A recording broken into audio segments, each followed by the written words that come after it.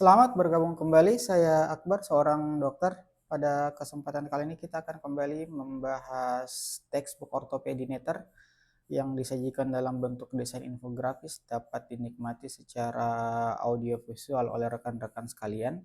Pada topik kali ini masih membahas tentang textbook Netter, tepatnya di bab metabolic bone disease ya, di bagian topik osteonecrosis. Jadi textbook Netter babnya metabolic bone disease ya, kemudian di topiknya osteonecrosis. Nah, pada materi kali ini cukup ringkas ya, tapi bisa sangat bermakna untuk bisa kita pahami bersama bahwa ada suatu kondisi ya yang namanya osteonecrosis ya.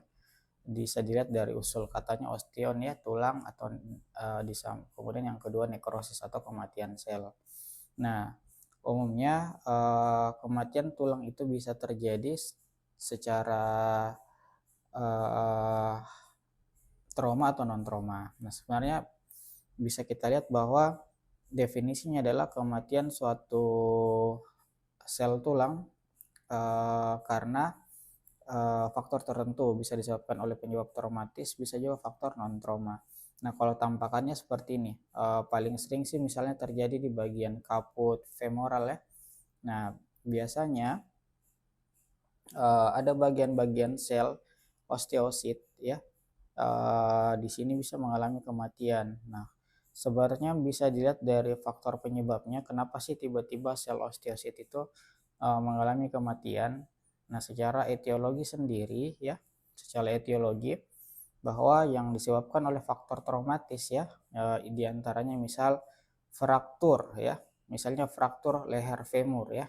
Jadi di bagian femur itu adanya patahan ya di bagian leher femurnya, sehingga dia dapat menyerang daripada vaskular ya, menyerang vaskular ya, menyerang vaskular atau menyerang pembuluh darah di sekitar leher femur. Akibatnya putusnya pembuluh darah ini tentunya nanti akan membuat ada daerah tertentu di bagian kaput femoris yang menjadi tidak mendapat suplai darah atau disebut sebagai avaskular ya, dan mengalami kematian sel atau disebut nekrosis. Jadi AVN ya, avaskular nekrosis. Jadi suatu kondisi di mana kematian sel-sel atau osteosit ya dapat terjadi karena faktor trauma akibat putusnya aliran darah ke sel target, misalnya disebabkan karena fraktur leher femur seperti itu. Itu salah satu contoh. Di organ lain banyak bisa terjadi atau lokasi lain di bagian tulang ya. Paling pertama bisa tadi di sini ya, di fraktur femur ya. Bisa juga terjadi di condylus femoralis ya. Jadi femur bisa di kolumnya, bisa juga di kondilusnya. Kemudian kalau di bagian kaki bisa di bagian tulang talus dan navikular ya. Kemudian yang di pergelang di ekstremitas atas bisa di kaput humeri ya. Kemudian bisa di karpal ya, tepatnya di dua tulang itu, di scaphoid sama lunatum. Nah, itu beberapa lokasi yang dapat menjadi penyebab terjadinya AVN atau vascular necrosis. Bisa disebabkan oleh faktor trauma. Bisa juga faktor non trauma ya, diantaranya misal penggunaan alkohol ya, penggunaan obat-obatan seperti steroid, atau disebabkan karena penyakit tertentu, misalnya anemia sel sabit ya, kemudian penyakit Gaucher atau gangguan hiperkoagulasi, itu penyakit sel-sel darah ya berupa gangguan hiperkoagulasi seperti itu. Jadi kondisi vaskular nekrosis ini kematian sel karena penyebab tertentu, bisa traumatis atau non traumatis. Akibatnya terjadilah nekrosis di bagian tertentu daripada tulang, misalnya di kaput femoris seperti itu. Nah, kemudian bagaimana sih patofisiologinya dan gejala klinis? Ya, bisa kita lihat di sini. Kalau misalnya terjadi misalnya fraktur di leher femur yang ini ya, akhirnya di sini ada sel osteosit yang akan mengalami nekrosis ya, mengalami nekrosis, yang dimana ketika terjadi putusan aliran darah, nekrosis ini dapat terjadi dalam hitungan jam ya, dapat terjadi dalam hitungan jam. Nah, sayangnya proses penyembuhannya itu ya cukup lama ya, karena penyembuhan itu terjadi di bagian tulang-tulang yang sehat ya. Dimulai dari tulang-tulang yang sehat karena tidak ada kolateral pembuluh darah. Nah, jadi dimulai dari kolateral atau sel-sel dimulai dari sel-sel yang sehat di sini, sedangkan di sini akan mengalami nekrosis seperti itu. Jadi kondisi inilah yang terjadi pada kondisi osteonekrosis, yaitu gangguan sirkulasi ya, yang sebenarnya dapat terjadi pada sum-sum juga ya, atau osteositnya. Nah, di mana perbaikannya itu dimulai dari batas tulang yang sehat, ini maksud saya. Jadi dimulai dari batas tulang yang sehat karena tidak ada kolateral pembuluh darahnya. Jadi perbaikannya hanya dimulai dari batas tulang yang sehat. Nah, kondisi inilah yang menjadi tidak seimbang ya. Tidak seimbang. Akibatnya proses resorpsi ya. Resorpsi bagian yang nekrosis tadi itu terjadi lebih cepat ya dibanding dengan formasi atau pembentukan tulang baru. Ya, seperti itu. Jadi ini tidak sebanding. Jadi resorpsinya lebih kuat dibanding dengan formasinya. Karena kondisi inilah formasinya lambat, resorpsinya cepat, kondisi daripada tulang yang tadi karena ada sebagian yang nekrosis menyebabkan yang namanya kolaps ya. Kolaps yang berakibat berupa gangguan mekanis ya.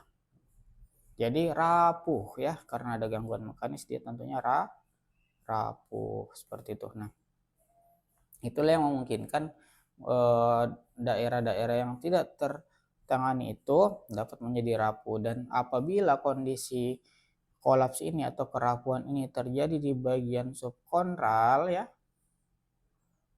nah misalnya di bagian persendian ya, ya tentunya peran sendi harusnya dinamis ya, terjadi pergerakan yang mobile. Disinilah akan menyebabkan kolaps subkondral ya, kolaps subkondral. Jadi sendinya jadi kasar karena permukaan yang tidak rata, sehingga memicu yang namanya proses degeneratif. Jadi kondisi-kondisi inilah yang sebenarnya sangat memperparah terjadi nekrosis. Sayangnya penyembuhannya dimulai pada batas tulang sehat, sehingga hasilnya resorpsinya akan jauh lebih besar dibanding dengan formasinya ya. Akibatnya merupakan gangguan mekanis atau kolaps di bagian tersebut sehingga tidak stabil lagi, dan apabila terjadi di bagian persendian akan menyebabkan kolaps subkondral ya, atau bisa memicu proses degeneratif pada persendian seperti itu. Nah, kemudian gejala klinis yang muncul sih satu, tentunya ada nyeri ya, ditandai dengan nyeri ya. Nyeri satu progresif ya, sangat kuat yang meningkat secara bertahap terutama saat melakukan aktivitas fisik. Jadi nyeri di lokasi sendi itu terjadi. Jadi kalau misalnya ada nyeri yang sangat progresif di lokasi tulang, curiga terjadinya AVN. Kalau diikuti dengan riwayat-riwayat yang tadi, apakah trauma atau penggunaan obat-obatan atau penyakit tertentu. Nah, kemudian bisa juga selain nyeri yang progresif atau nyeri yang cukup kuat, kondisi ini juga dapat diikuti dengan nyeri tajam yang mendadak, yang menandakan kolaps akut subkondral ya gitu. Yang ini tadi ya, kolaps akut. Kemudian tentunya yang ketiga adalah pembatasan range of movement atau keterbatasan gerak dan gaya berjalan ya, seperti itu, atau disebut dengan bentang gerak terbatas atau antalgid-gait. Nah, kondisi inilah sebenarnya yang bermanifestasi daripada kondisi AVN ini. Kemudian untuk pemeriksaan radiologi yang bisa kita lihat tentunya ada dua, ada foto polos ya, foto polos, ada MRI. Nah, perbedaannya adalah kalau MRI tentunya dia akan menghasilkan sensitivitas di atas 90%. Nah, proses yang mengalami AVN itu sebenarnya sudah dapat terdeteksi bahkan dalam beberapa hari sebelum gejala itu muncul, sesensitif itu MRI. Sayangnya ketika menggunakan modalitas foto polos ya, nanti proses protes kronis itu akan terlihat setelah ini kurang lebih 3 bulan kalau foto polos. Nah, jadi sudah lama baru bisa kelihatan, ibaratnya nanti kerusakan berat ya baru bisa ditinjau dari foto polos. sedangkan MRI sebelum kondisi berat itu sudah dapat dideteksi, makanya sensitivitas cukup tinggi di atas 90%. Nah, sedangkan kalau menggunakan foto polos ya dengan modalitas yang sederhana, tanda radiologi yang bisa kita lihat adanya suatu garis radiolusen di bawah tulang rawan saat kolaps subkondral. Jadi satu kondisi kalau misalnya di bagian subkondral yang mengalami kolaps ya, subkondral itu bagian tulang di bawah kartilago hialin ya, namanya kartilago subkondral. Ketika dia mengalami kolaps ya, terjadi nekrosis ya, makanya ditemukan namanya garis Crescent sign atau garis radiolusin berbentuk bulan sabit ya di regio subkondral yang disebut dengan crescent sign, seperti itu. Bisa juga ditemukan kalau dia di tulang panjang namanya adanya bagian infark ya medular di bagian sumsum ya, jadi mengalami kalsifikasi di bagian sumsum. Nah, ini tentunya nanti akan berbentuk cincin. Nah, makanya disebut sebagai cincin yang seperti dari cerobong asap. Nah, makanya disebut sebagai smoke rising from a chimney, seperti itu. Jadi dua ya, crescent sign, smoke rising from chimney adalah khas daripada osteonecrosis atau AVN, avascular osteonecrosis, seperti itu. Nah, ini dia MRI tadi ya. Tuh. Kemudian, nah ini tadi MRI sensitivitasnya di atas 90% untuk deteksi dini dalam hitungan hari.